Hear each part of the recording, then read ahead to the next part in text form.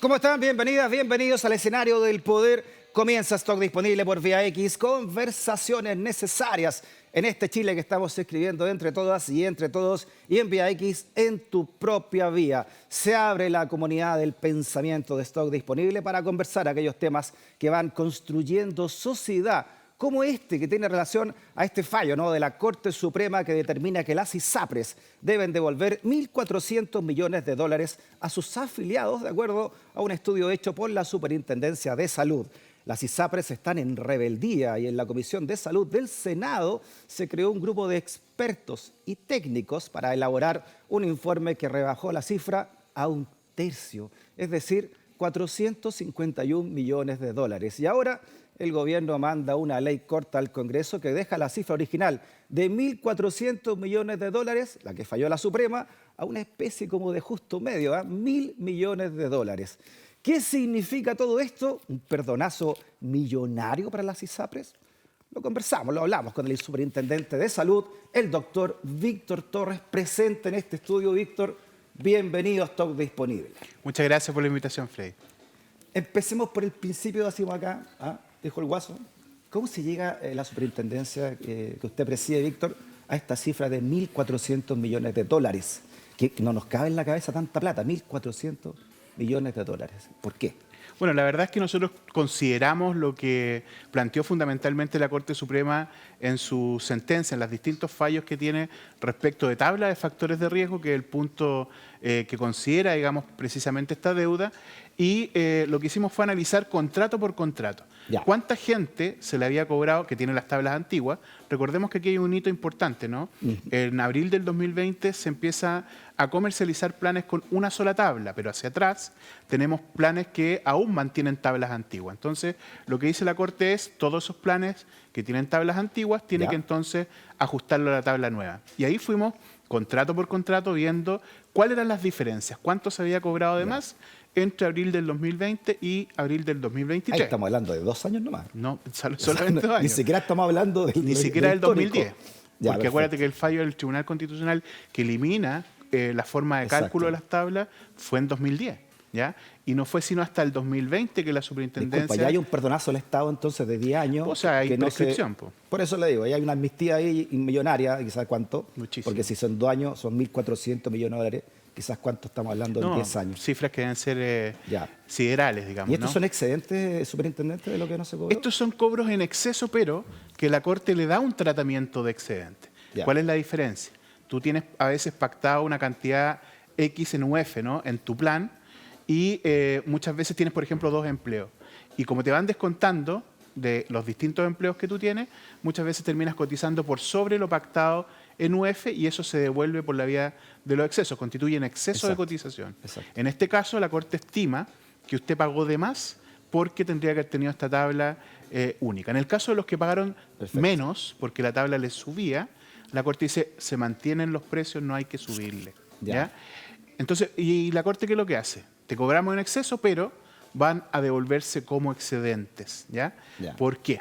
Porque los excedentes que existen habitualmente son en aquellos planes que tú tienes pactado en un UF menos de tu 7%. Entonces, tú pagas ahí el 7%, se retiene la diferencia y mes a mes tú puedes ir gastando esa plata en prestaciones, puedes ir gastándola en compra de medicamentos, etcétera, hasta que termina el año y en enero del año siguiente tú puedes pedir lo que te sobró como dinero en efectivo. O sea, ustedes como superintendencia entonces, que velan, en el fondo, que se cumpla esto en beneficio de los usuarios, determinaron que eran 1.400 millones de dólares. Las ISAPRES dicen, con eso vamos a la quiebra, no es así, y está entonces el Senado, a través de su Comisión de Salud, a hacer esta comisión de expertos. Técnicos, por supuesto, ¿no?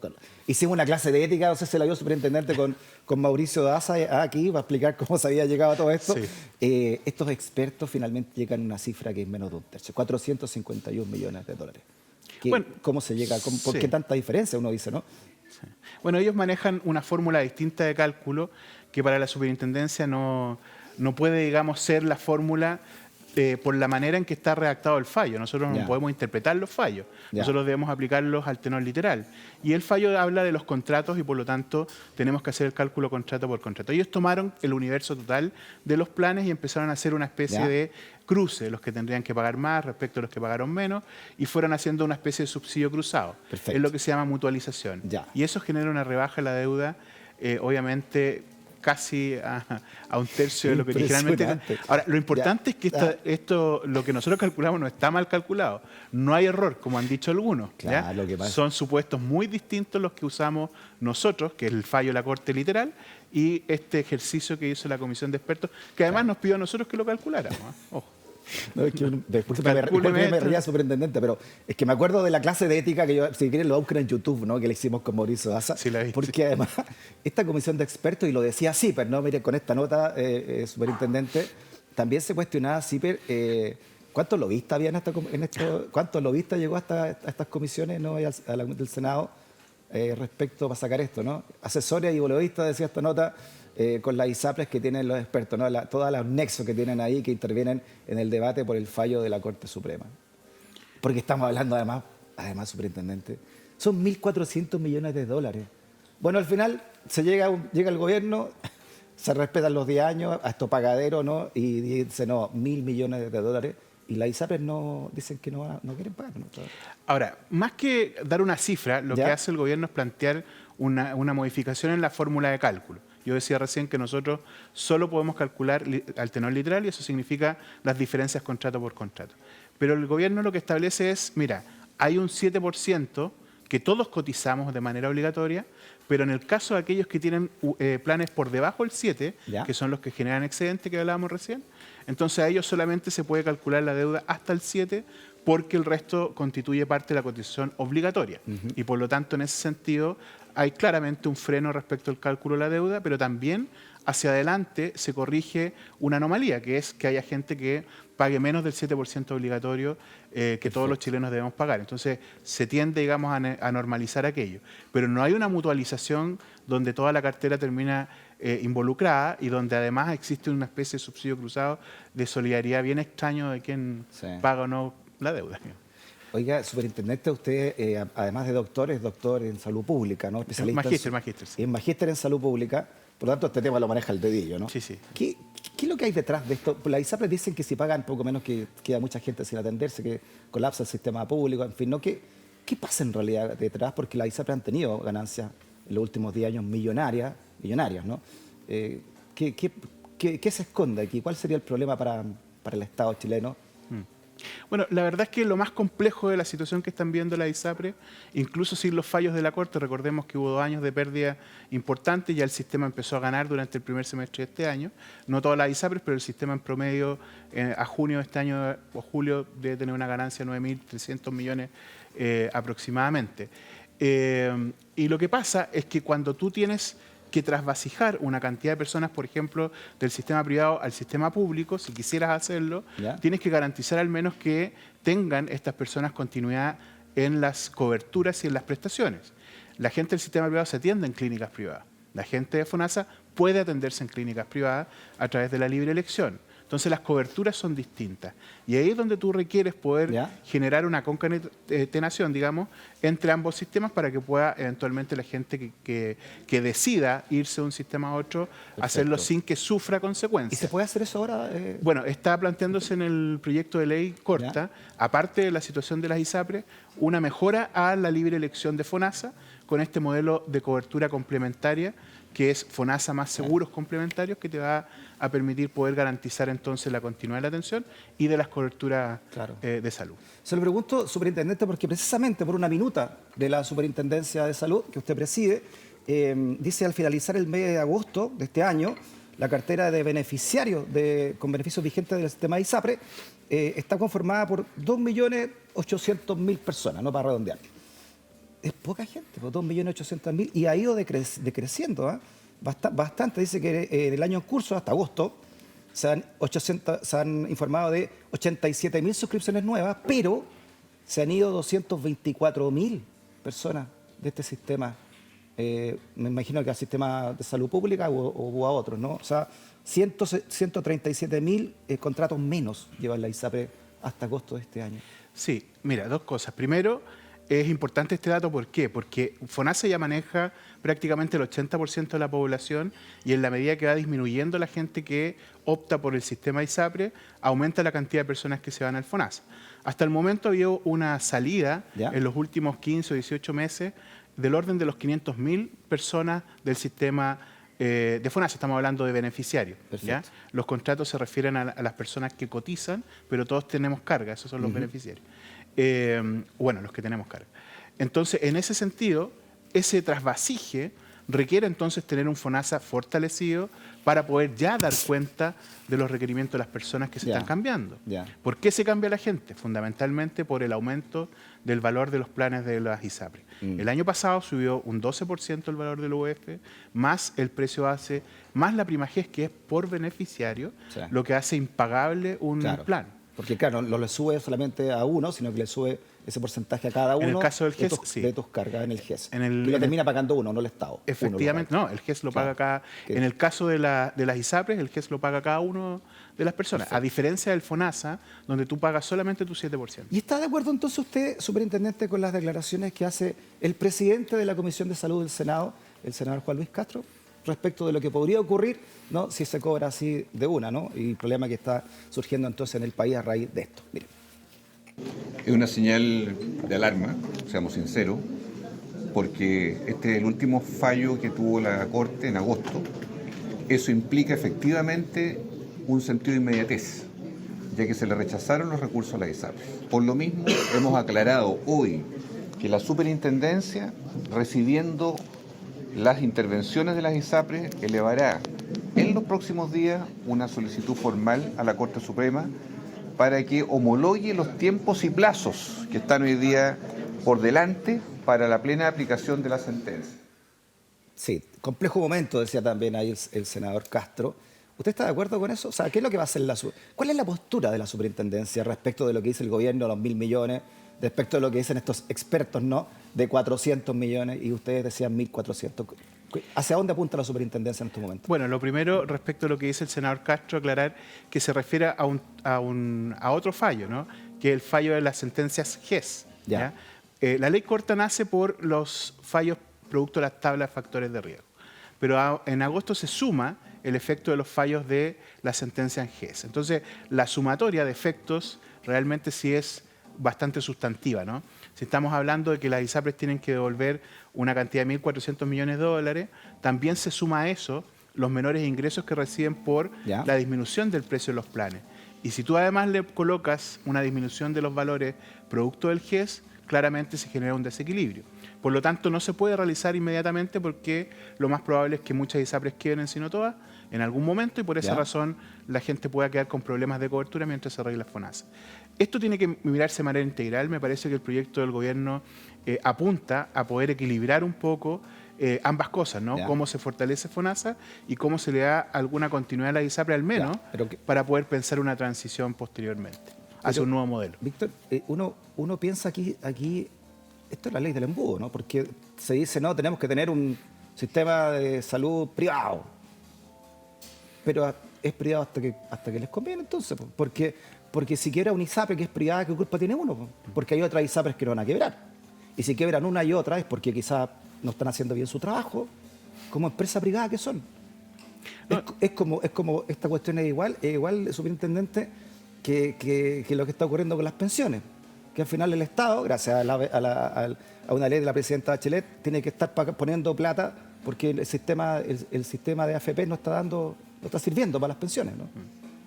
¿Qué pasa con todo esto? Bueno, la idea de poder hacer que las ISAPRES tengan al menos un equilibrio durante el periodo que están pagando permite evitar, primero, que el Estado tenga que poner recursos, ¿ya?, sino que sea el mismo sistema el que se autofinancie.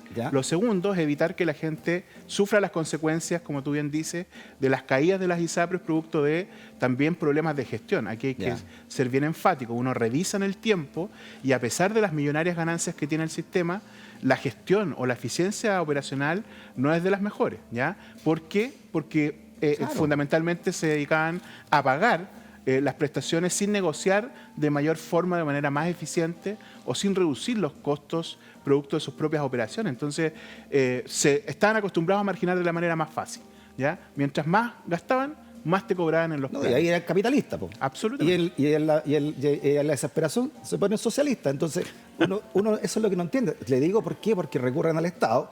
Y esta pregunta se lo hago a usted, Víctor, también como ex parlamentario. Usted fue mucho tiempo diputado de ahí de la democracia cristiana. ¿Qué significa esto que la Corte Suprema de la Nación, porque uno piensa aquí que los poderes están divididos, el poder judicial con el poder legislativo y el poder ejecutivo? Montesquieu así lo determinó y así es la definición de una república finalmente. ¿Por qué no se cumple un fallo de la Corte Suprema? ¿Por qué se tiene que meter el poder legislativo a través del Senado? ¿Y por qué se tiene que meter el poder ejecutivo ahora con una ley corta si hay un fallo de la Corte Suprema, que es nuestro principal tribunal de justicia, ¿no? ¿Cómo se explica eso? Bueno, lo primero es decir que los fallos en Chile tienen que acatarse, tienen que cumplirse. El punto es cómo se logran cumplir para que esto no tenga un efecto más bien negativo sobre las personas. Si las ISAPRES quiebran, no tendríamos cómo ver, no se podría pagar siquiera la deuda, ¿no?, de los 1.400 millones de dólares, porque el patrimonio de las ISAPRES no alcanza para poder cubrir eso. Pero, Víctor, por ejemplo. disculpe, es que no se está cumpliendo el fallo aunque se cumpla, porque ustedes dijeron, y la Corte Suprema del país, nuestro máximo tribunal independiente del país, dijo, son 1.400 millones. Sí, y ahora el Senado dice que son 451 de acuerdo a una comisión experta. Sí, y ahora el gobierno dice que son 1.000. Esos son cálculos, pero que no son necesariamente lo que va a ocurrir en la realidad, ¿no? Ya. Son cálculos que se estiman en virtud de modelamientos que se hacen para ver de qué manera se cumple de mejor forma el fallo. Porque si tú, insisto, haces que el fallo se cumpla hoy día, ahora ya, ese impacto de los 1.400 millones de dólares, sumado a los menores ingresos, porque esto tienes que sumar que disminuyen los ingresos también mes a mes, producto de la disminución de los precios, los valores de los planes, finalmente termina desequilibrando el sistema. Y eso va a traducirse en un impacto sobre las personas. ¿Qué queremos resguardar nosotros finalmente? ¿Ya? Que el fallo se cumpla, pero que no haya efectos que directamente puedan perjudicar a los usuarios al no poder garantizar las coberturas ni tampoco las prestaciones.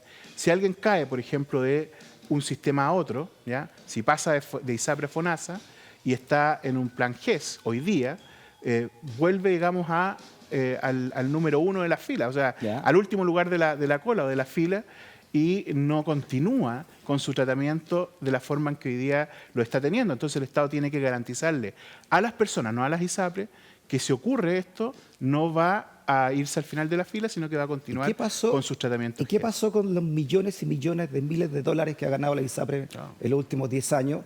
Y son ISAPRE internacionales, son de las 6, son 5 internacionales. ¿De dónde está ese dinero? ¿Dónde está esa plata? O sea, ¿por qué tenemos que...? ¿Por qué se incumple lo que señala la justicia del país? Estas son las cifras de los últimos años nomás, ¿no?, de utilidades, 2017 al 2022. Pero mire, fíjese, bueno, han ganado mucho, ¿no? Han perdido los últimos 2, pero en el último año del 22, de enero a septiembre del 22, hay 2 ISAPRES que ganaron plata, po. O sea, significa que los otros no están haciendo la pega como corresponde, más. Si uno cree en la libertad realmente de mercado y en el capitalismo como base, y si uno cree realmente en la concomitancia entre sistema público y privado, como un sector importante de la población legítimamente defiende. Sí, mire, yo no voy a defender a las ISAPRE, yo soy el regulador de las ISAPRE y lo que tengo que hacer... quiero que me lo trate de explicar el superintendente, también usted como experto en la materia. Sí, que usted me pide que le explique dónde está la plata, las ganancias de las ISAPRE, y eso es inexplicable para mí. Habría que preguntarle a los dueños de las ISAPRE dónde están esas ganancias, ¿no? Seguramente muchas de ellas en retiro. Mire, aquí hay una cuestión que es bien particular de cómo funciona el sistema, ¿no?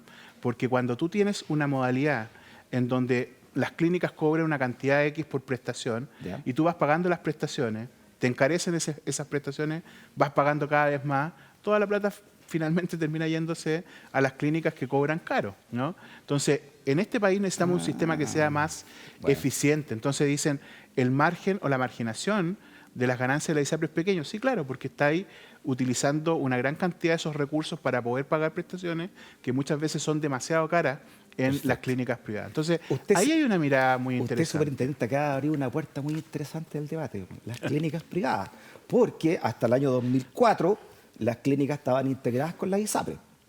hay una ley que dice que eso no se puede hacer porque realmente es impresentable que la misma ISAPRE, la aseguradora, estuviera en clínicas, ¿no? Porque ahí se facturaba para allá y para acá. Integración vertical se llama eso en economía. Así es. Y ahora, ¿qué tan divorciadas están hoy día las ISAPRES con las clínicas? Poco divorciado, diría yo. Ya, pues entonces tenemos a lo tenemos mejor en mucha de Chile... esa, ¿cuánta de esa plata también de las ISAPRES se va a las clínicas que también pertenecen a los propios holdings? Sí, de hay un la porcentaje que se va de prestaciones en los holdings, va a depender de los convenios que tengan. Perfecto.